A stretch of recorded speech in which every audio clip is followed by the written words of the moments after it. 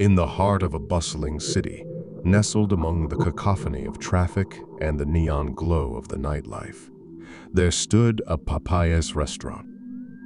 While most people came for the succulent fried chicken and the crispy Cajun fries, i.e., David had grown to appreciate its chaotic beauty in a different way. I was a diligent and observant employee, content with my behind-the-counter role until that fateful night when I unwittingly became entangled in a spine-chilling mystery. It was a typical evening, with the steady flow of customers seeking their fried chicken fix. My role, as usual, was to manage the cash register. I took orders with a smile, handed out receipts, and tried to keep up with the ever-ringing phone for takeout orders. It was repetitive work, but I had learned to find solace in the rhythm of it all. The restaurant was a riot of activity, with the sizzle of the fryers, the shouts from the kitchen staff, and the hum of conversations blending into a symphony of organized chaos.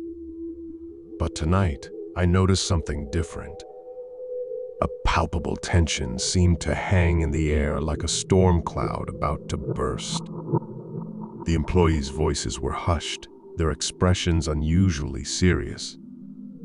I leaned over the counter to whisper to one of my coworkers, Sarah, a seasoned employee who had been here for years. "Hey, Sarah, what's going on? Why is everyone acting so strange tonight?" She looked at me, her eyes darting around as if she was afraid of being overheard. "David, you ever hear of the Popeyes curse?" I raised an eyebrow, not sure if she was pulling my leg. "The Popeyes curse? Seriously, Sarah?" She nodded gravely. "It's a legend around here," whispered among the old-timers. "They say every once in a while, strange things start happening in this place. And it's happening again tonight." I chuckled, thinking it was a joke. But when I looked into Sarah's eyes, I saw genuine fear. She continued, "You'll see, David. Keep your eyes open, and you'll understand." As the evening wore on, I couldn't shake the unease that had settled in the pit of my stomach. I began to notice peculiar occurrences that sent shivers down my spine. The overhead lights flickered sporadically, casting eerie shadows across the tables. The door to the supply closet swung open by itself, and when I went to investigate, I found nothing out of place. It could have been dismissed as mere coincidence, if not for the palpable sense of dread that accompanied each incident. Things took a more sinister turn when a family at one of the tables suddenly fell into a heated argument. Harsh words were exchanged and the father's face contorted in rage. It was as if an invisible malevolence had descended upon them, turning a simple family dinner into a nightmare. I watched, frozen in shock, as the argument escalated into a physical altercation, with the other diners looking on in horror. I rushed to break up the fight, but when I grabbed the father's arm, it was as if I had touched fire.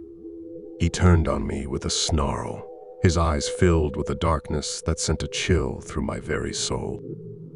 It took the combined efforts of the kitchen staff and a few brave customers to restrain him, and we had to call the police to resolve the situation. The incident left me shaken, but I couldn't ignore the mounting evidence that something was terribly wrong in this Popeyes restaurant. The tension in the air thickened with each passing moment, and I found myself constantly glancing over my shoulder, expecting to see something that shouldn't exist. Late into the night, as the last customers filed out, I decided to confide in Sarah. She was wiping down a table, her face pale and drawn. "Sarah, I don't know what's happening, but this place is driving me insane. That fight earlier, it was like something possessed that man." Sarah nodded, her voice trembling. I told you, David. It's the Popeyes curse. It's like a malevolent force that seeps into this place every once in a while. It feeds on the negative emotions, turns people against each other. I shook my head in disbelief. But why? Why here? Why now? She shrugged, her eyes haunted. No one knows. But I've seen it before, David. Once, years ago. It drove an employee to madness, and he disappeared without a trace. No one ever saw him again. My blood ran cold at the thought of disappearing without a trace, and I couldn't deny the fear that had taken root in my heart. But I was determined to get to the bottom of this. I had to understand what was happening, even if it meant confronting the curse head-on.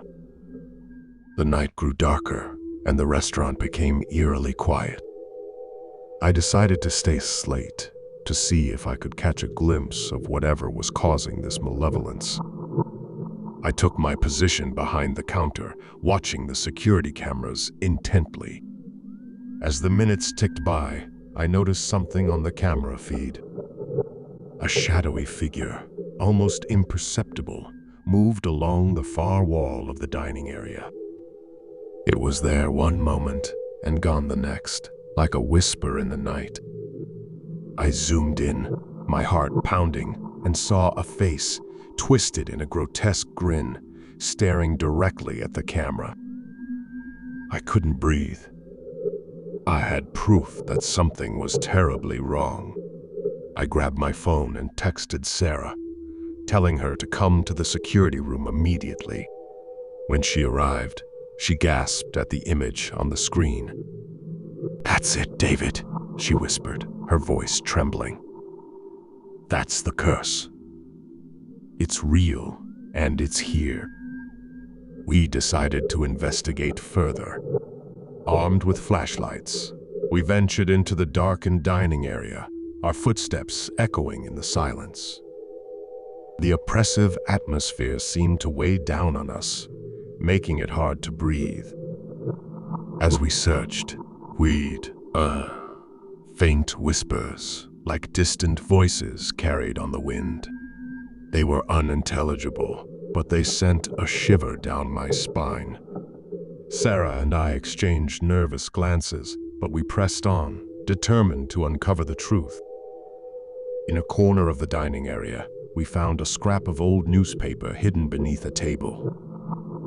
It was dated decades ago and featured a story about a tragic accident that had occurred in the same location where our Popeyes now stood.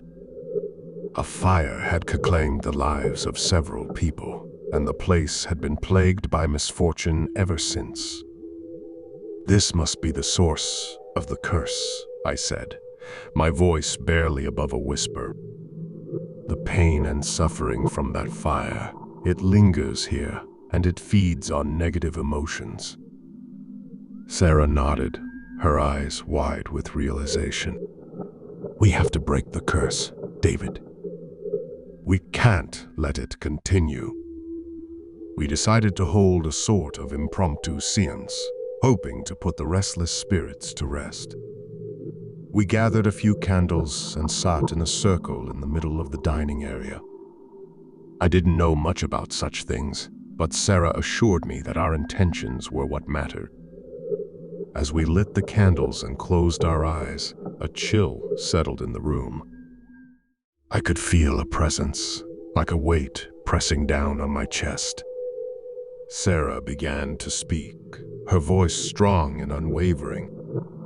She addressed the spirits, asking for forgiveness and peace.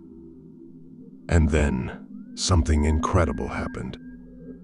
The atmosphere in the room shifted, the tension lifting like a heavy fog. I felt a rush of emotions, a mixture of sadness and relief. It was as if the souls of those who had suffered in the past were finally finding peace. When we opened our eyes, the restaurant felt different. The oppressive energy was gone, replaced by a sense of serenity. We had done it. We'd opened the curse. In the days that followed, Popeyes returned to normal. The lights no longer flickered, and the customers were once again happy and carefree. The strange incidents were nothing more than a distant memory, a nightmarish chapter that had come to an end.